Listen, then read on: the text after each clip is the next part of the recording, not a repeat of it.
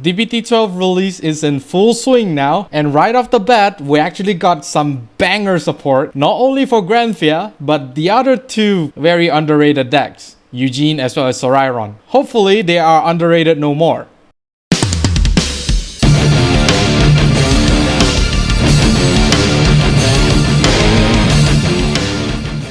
This video is sponsored by Phoenix Fairy Cards. If you need supplies of singles or splits for Cardfight Vanguard, especially the ones in the video, do check out Phoenix Fairy Cards today, and as a bonus, use the promo code MetaNerd to get an amazing 5% discount. And with that being said, let's get on with the video. Greetings YouTube, welcome back to the MetaNerd channel. I am Marcus, bringing you another video for Cardfight Vanguard Willdress. In this video, we'll be going through the support that was released on the Tuesday stream as well as last Thursday stream. We actually have Rosarium support as well as Eugene, and of course Granthea. These three decks I think very underrated. I mean, maybe Granthea is more popular than the other two, but hey, their supports is looking to be really good. It's only two cards that was introduced for both Rosarium and Eugene, but I think they do make quite an impact. Without further ado, let's take a look at what the cards are actually introduced for all of this right line. First off, we have Quaking Bullet of Duststorm Roderick. Although when this unit is rolled upon by Cataclysmic Bullet of Duststorm render, if your opponent has no rearguards, draw a card. Second skill, active soul cost, retire a rest rearguard, call this card to rearguard circle, and it gets 5k power until the end of turn. So instead of like using the old grade 1 for Eugene that, you know, basically soul charges when you ride the grade 2, we actually have a draw instead of the soul charge, which is I think is very nice, which means that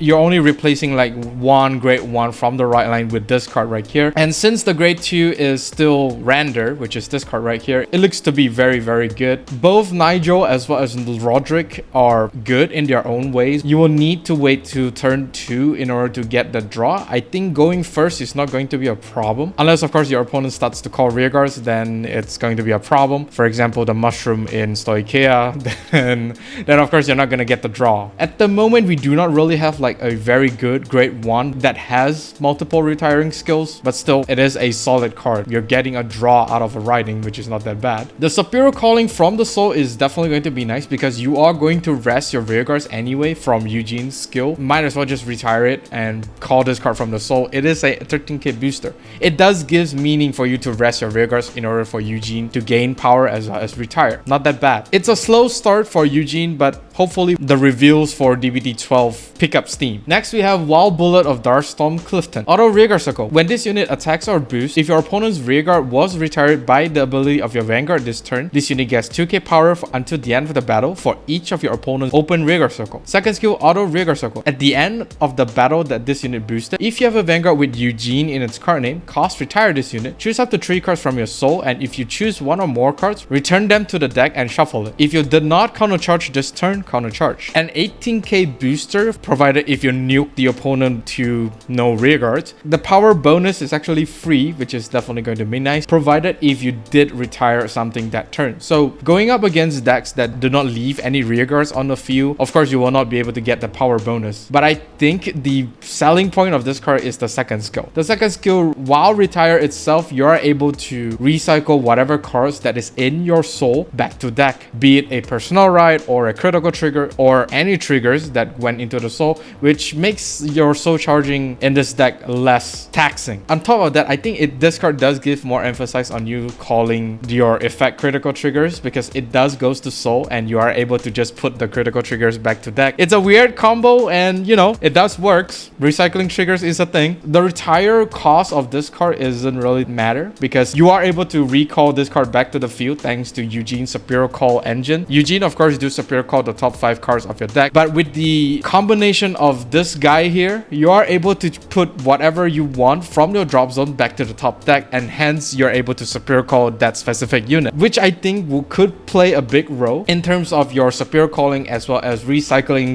mechanics, all that good stuff. And lastly, of course, who doesn't like CC? This counter charge might just be for the new Eugene. Who knows, right? Next for Rosarium, we have Divine Sister Dacquoise. Definitely butchered that name. Auto Rigor Circle once per turn. When your other unit is placed by your card's ability, cast Counterblast 1 and draw a card. If it was placed by the ability of your Vanguard with Rosarium in its card name, that placed unit gets 5k power until the end of turn. So Counterblast 1 to draw is nice, as well as the power boost is just icing on the cake. Since Rosarium will be superior calling the top card of your deck, I mean top 2, you choose one to superior call for multi-attack, you definitely will be able to trigger this unit skill to get 1 draw, as well as, you know, the extra 5k power to the newly called unit. Since it is checking the top 2, the second card can be drawn by this effect, which actually could be really good if, of course, you know what that card is. And not only that, I think the power boost of this skill is actually not tied to the Counterblast 1. As long as your unit is placed by a card ability, which highly likely is going to be Rosarium himself, that place unit is still going to get the 5k power regardless if you pay the Counterblast 1 or not. Feel free to comment down if you think I'm wrong. I'm most likely positive that the power bonus provided from the second part of this skill still works regardless if you pay that 1 Counterblast. The best thing about this card is that this card is generic. It doesn't tie to Rosarium in any way. I mean, maybe the second part is tied, but the first part, the Counterblast 1 to draw, isn't really tied to Rosarium. And, you know, this card is a great 1. What other cards that superior calls a lot of stuff and doesn't really use Counterblast? It's not out yet, but hopefully Luard, it's not going to be the most broken support for Luard, but this card might just be tailor-made for Luard in a sense. I don't know. Just keep in mind that this card might just work well with Luard. Next, we have Sagely Dragon, Wisdomclaw Dragon. Auto, when this unit is placed on Rigor Circle from deck, this unit gets 5k power until the end of turn. Second skill, auto, when this unit is placed on Rigor Circle, if you have a Vanguard with Rosarium in its card name, look at the top card of your deck and put it on top or bottom of the deck. Then cast Counterblast 1, reveal the top card of your deck, and you may call it to an open Rigor Circle if it's a unit card. If you did not call a card, put it into the soul. This is a triple R now that I look at it. This is the prime target to be stacked on top of the deck in order for Rosarium's multi-attacking skill, which I think this is at least going to be a 20k to 30k attacker, depends on if you personal right or not. That can actually help you stack the top card of the deck. With the combination of the Divine Sister previously, you are able to take out 2 cards from the top deck from Rosarium's skill. I mean, of course, if it's a trigger, you don't necessarily have to, you know, pay that 1 Counterblast. And then you use Wisdomclaw's Dragon skill to, you know, continue to stack the top deck. It's highly likely that you will get a trigger. If it's not, then too bad, try again. And even before this card was being revealed, I think Rosarium is able to attack for 5 times, but this card just makes it even better, I would say. You are able to check what's the top card of the deck is, and then you can just, you know, decide whether or not you want to call it. You can always just put to the bottom and hopefully get a better unit from the next check of this skill. But overall, I think 5 attack is going to be very easy for Rosarium. The only problem is that they are checking whether or not you have open Rigor Circle or not. So yeah, that's one thing to consider when building Rosarium. So any kind of checking the top deck skill is definitely recommended to run inside Rosarium in order to get like the best skill usage out of all of your skills that you have access. A very nice card, and I think this card might just be the main stapler card that Rosarium needs. Moving on to Stoicheia, we have Resident of Rose Domain Chipmas. Auto Rigor Circle once per turn. When 3 or more plant gauges are discarded at the same time for the cost of your card's ability, this unit gets 10k power until the end of turn. It's a very simple skill. As long as you are discarding 3 plant gauges at the same time, this card will be able to get the 10k power. So this guy will be an 18k booster after Grandfair activate its skill to restand a rearguard, just more power. So if you have multiple Chipmas on the field, your whole board is gonna hit like a truck. Imagine 2 of this guy in the same column. That's a 36k column, and a personal right power is gonna be a 46k. This is just stupid. The power of Grandfair is not something to be trifled with. But then this card is a very straightforward card. There's nothing really much to talk about because he doesn't really do much other than waiting for Grandfair to actually pay the cost to restand something. Let's move on. Next, we have Blast the Blossoming Bud. Until the end of turn, all of your units with original 5k power or less gets 10k power. And auto Rigor Circle. When this unit attack hits, you may return this unit to your hand. Plant Token Rush just got even more lethal. I mean, all of the plant tokens are basically just 5k and below. Considering how easy it is to superior call tokens on the first turn thanks to Mushroom here, Yeah, this order is just gonna be so stupid. And it's not only just tokens. All of your triggers are 5k power and below. What this means is that you can basically just call out your triggers and use this card to rush. And if they attack hit, they are going back to the hand anyway. Yeah, just how stupid do you want Stoicia to be? Yes. And what's more, I think this card is indirectly supporting Griffogila because, you know, for the first turn and the second turn, you are at grade 0. You can technically rush with Griffogila now. Call your triggers out, use this card, 14 to 15k attacker to the face, and they return to hand. Disgusting. I mean, do I need to even say how disgusting this card is?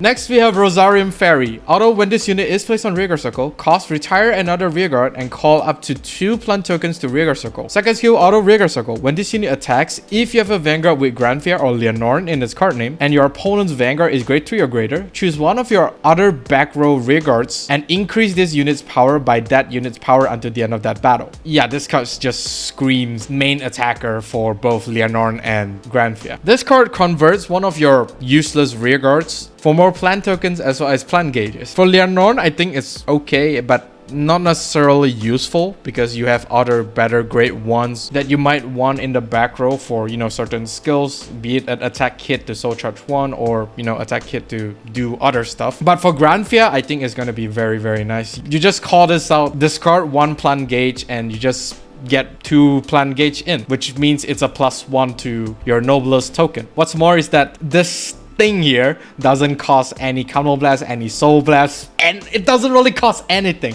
And you just plus after plus after plus from there. Since it doesn't have a once per turn or a cost, if you restand by using Grandfair skill, you are technically attacking for a humongous amount of power twice. This card is stupid and might possibly be the main stapler for both Grandfair as well as Leonorn. I mean, prove me wrong. How is this card not going to be a stapler? You have power, you have resources, you have you don't have any costs. So stupid. And that is all for this video. Do let me know down in the comment section of what do you think of these support cards for these 3 right lines. Overall, I am very happy that they are giving a lot of good supports for, you know, underrated decks. Do like and subscribe if you like this video, and of course during the bell notification icon so that you don't miss a video I upload. With that being said, I'll see you all on the field.